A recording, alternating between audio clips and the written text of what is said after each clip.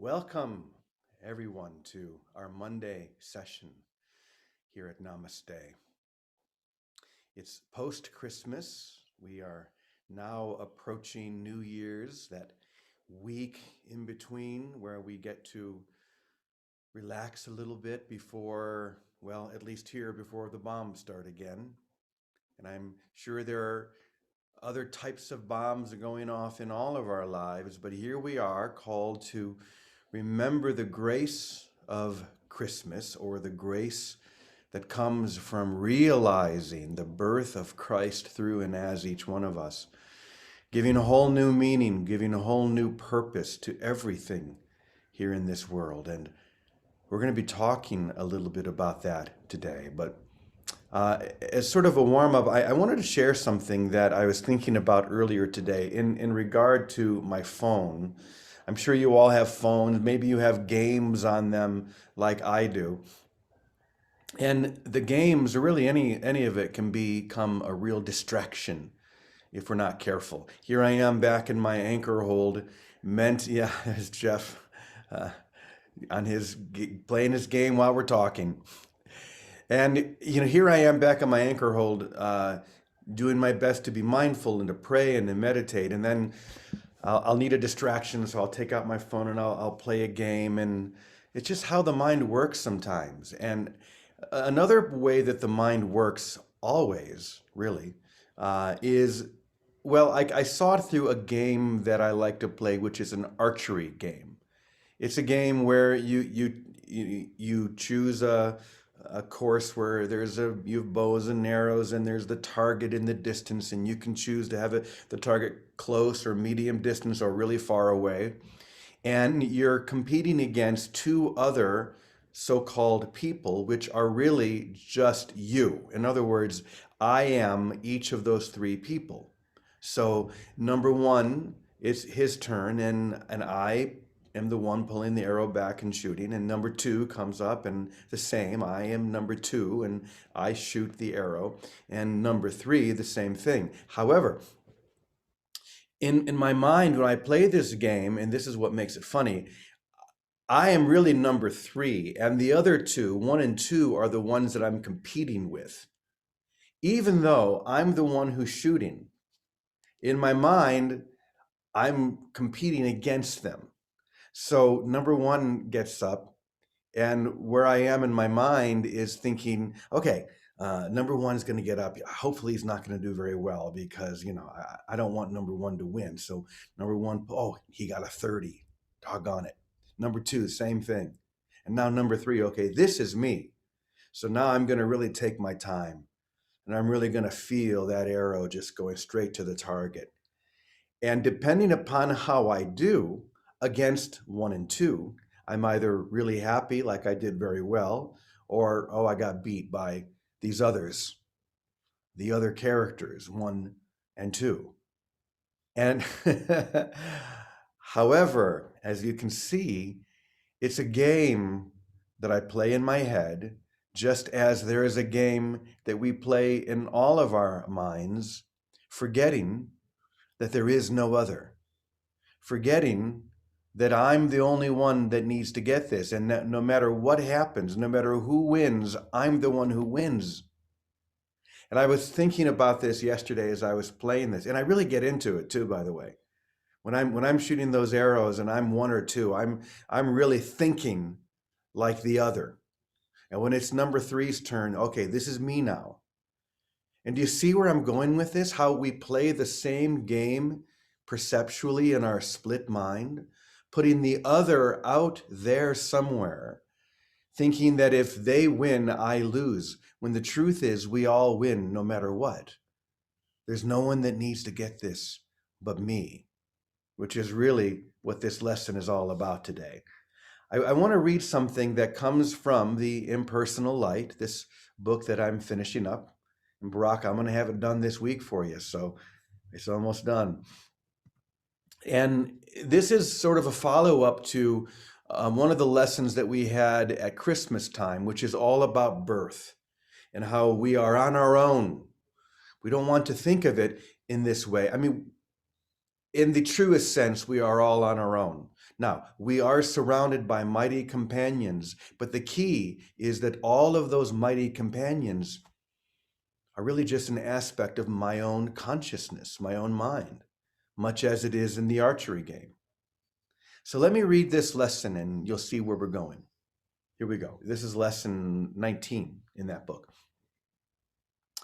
I would love to tell you that you're never alone in this awakening, but it wouldn't be true.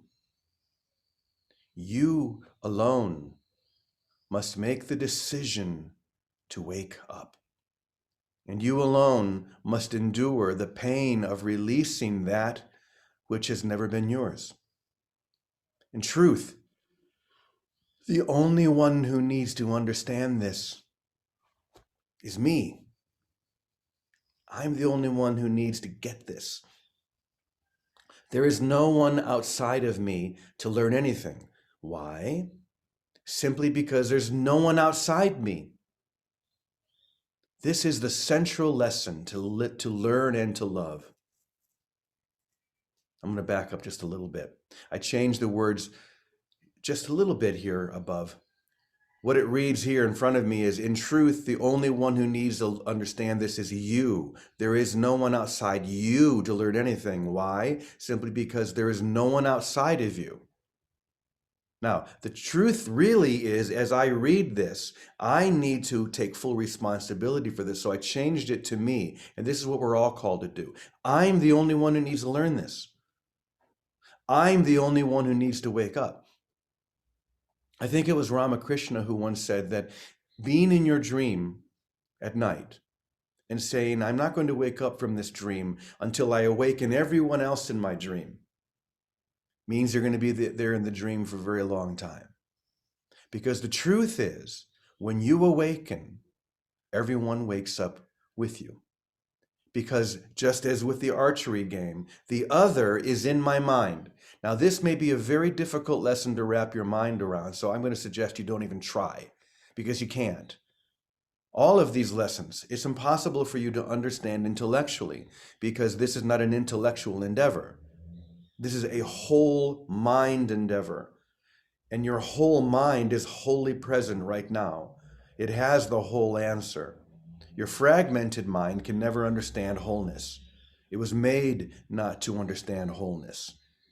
And that's what you experience when you realize the only one who needs to learn this is me. The only one who needs to awaken is me. That doesn't mean that I'm alone, because the truth is I'm never alone.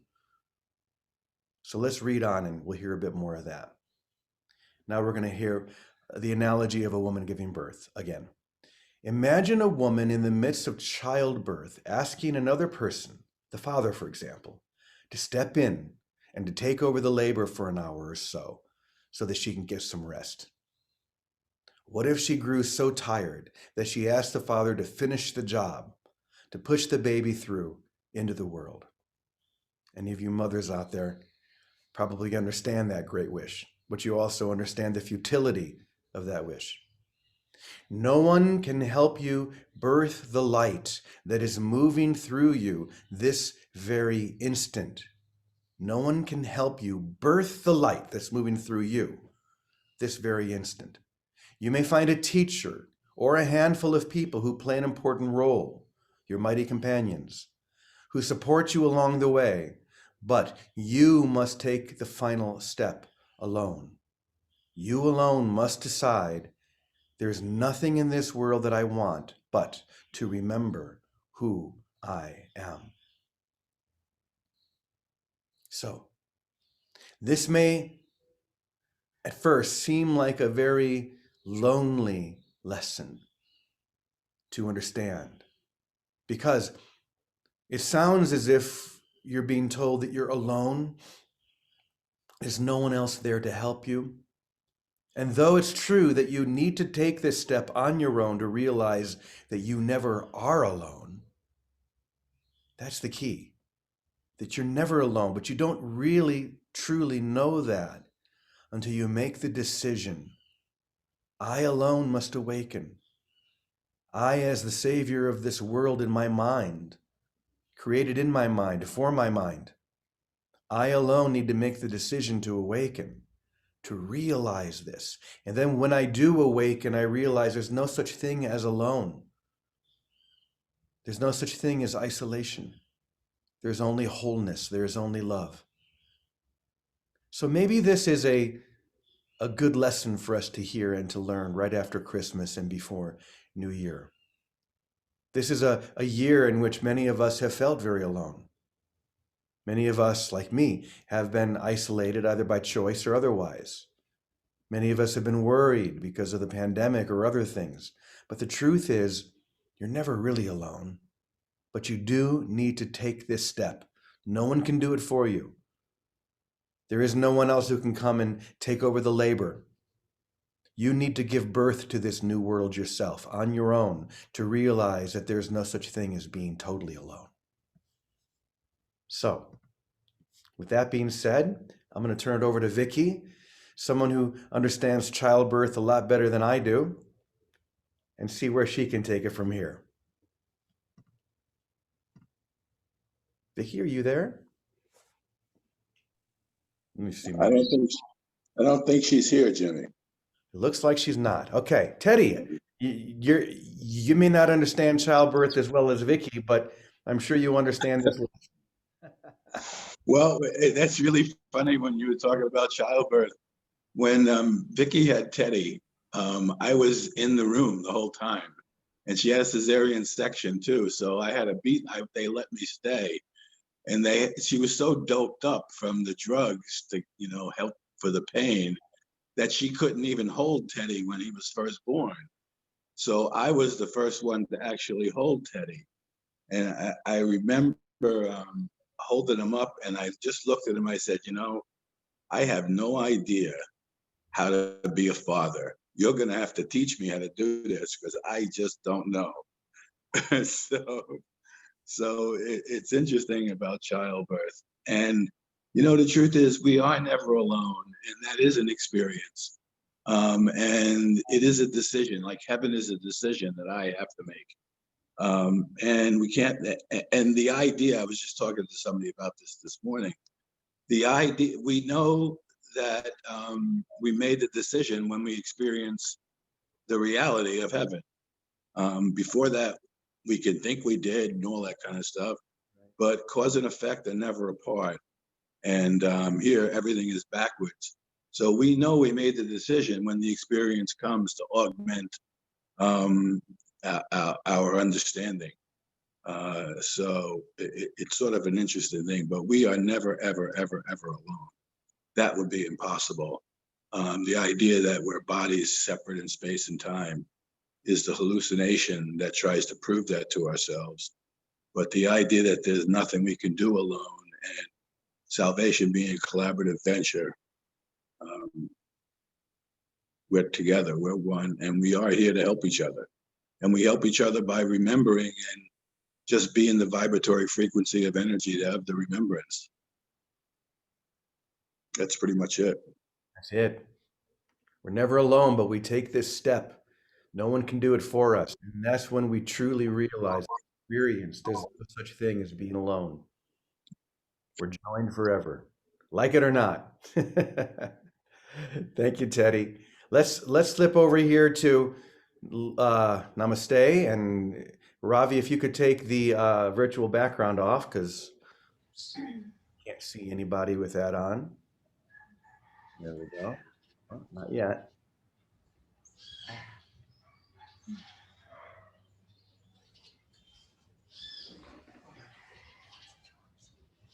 Okay, we don't have a camera now. There we go. Okay, good morning, everyone. Good morning. Welcome to Monday. Good to see all of you. Christina, you're definitely someone who understands the childbirth part of this better than we do, so maybe you can enlighten us. Well, that is funny. And what's even funnier is about every couple of hours last night, I was receiving messages and phone calls from a client couple who were in the birthing room having a baby. So it is right in my mind space from the evening. And at the same time that was happening, I had another client, two other clients actually, but one who is in the transition period, crossing over. And so, and just so you know, this is really common before the full moon. And I'll just share that with anybody here. One of the things that's been so powerful in helping other people is that pretty much almost every full moon as it approaches, I have watched the people that I've worked with intensify in the dramas, whatever they may be for each of us. And so I just want to send a reminder that if there's a lot of emotion or things bubbling to the surface, if we know that this is just an intensifying time and they will pass, then we're less likely to be taken down by them. But in regard to birth, I was witnessing and still in the process of, one baby being born at about 4 a.m. our time here, and another crossing over at about 6 a.m. our time here. And the recognition of there not being any difference really between the two. One is an entry into the dream, and one is the end of this particular dream, but it's all part of the dream. And when we recognize that it is a dream and all the things that come and go through it, that arise and pass, we allow them to pass. And the work that I found myself in over the course of the evening and this morning was just simply reminding those that were calling upon me that we can have absolute trust and faith, unwavering, unshakable trust in that force that awakens us, that provides for us, that walks side by side with us, enabling this illusion and the delusions that we have within the illusion to take place. So may we recognize that, and may we trust completely 100%. And right before I walked over here, I saw a quote from Albert Einstein, and I may not get it exactly correct, but essentially it was,